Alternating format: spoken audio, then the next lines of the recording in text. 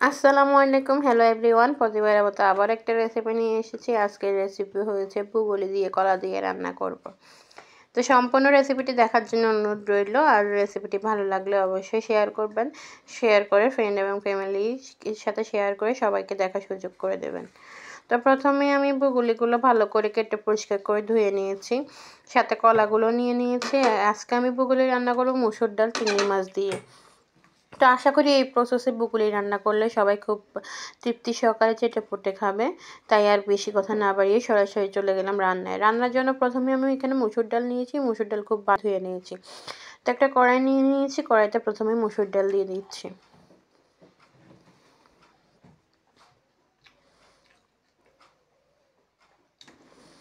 মুসুর ডাল দেওয়ার পরে এখন পরিমাণ মতো পানি দিয়ে দিচ্ছি, যাতে করে ডালটা সেদ্ধ হয়। এবং এই পানিতে আমি ডালটাও সেদ্ধ করব এবং বুগুলিও রান্না করব।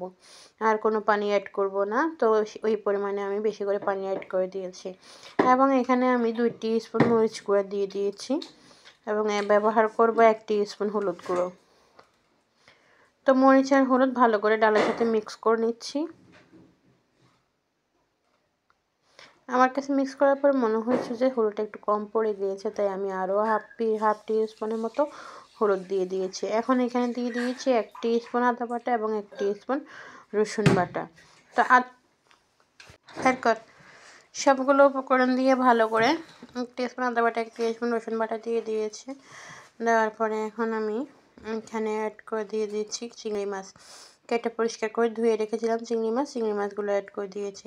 এবং চিংড়ি মাছগুলো দেওয়ার পরে আমি এখানে কেটে পরিষ্কার করে ধুয়ে রাখা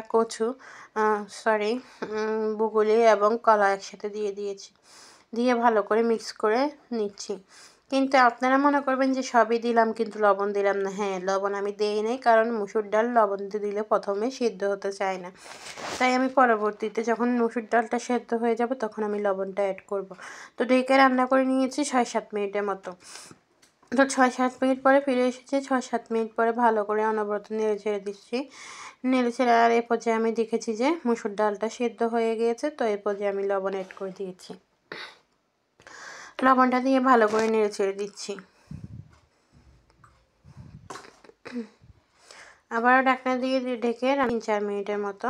তো 3-4 মিনিট পরে আমার বুগুলি রান্না হয়ে গিয়েছে। এখন আমি একটা বাগার দেব। বাগারের জন্য আমি এখানে প্রথমে দিয়ে দিয়েছি রসুন, একটা বড় সাইজের রসুন এবং একটা বড় সাইজের পেঁয়াজ দিয়ে বাগার দিয়ে একদম ব্রাউন কালার করে ভেজে নিয়েছি। ব্রাউন কালার করে ভেজে বুগুলির সাথে বাগার দিয়ে দিচ্ছি। খুব সিম্পলভাবে আমি বুগুলি রান্না করেছি, কিন্তু যদিও সিম্পলভাবে রান্না করেছি কিন্তু খেতে যখন রান্না করে দেখবেন এই প্রসেসে, তখন খেতে দেখবেন একদম অমৃতের মতো স্বাদ হবে। তো আশা করি আমার রেসিপিটি ভালো লাগবে। আমার রেসিপিটি ভালো লাগলে অবশ্যই লাইক করবেন, শেয়ার করবেন এবং চ্যানেলটা সাবস্ক্রাইব করবেন। সাবস্ক্রাইব করে ফ্রেন্ড এবং ফ্যামিলিকে দেখার সুযোগ করে দেবেন। তো আজকে এই পর্যন্ত, সবাই ভালো থাকবেন। আল্লাহ হাফেজ।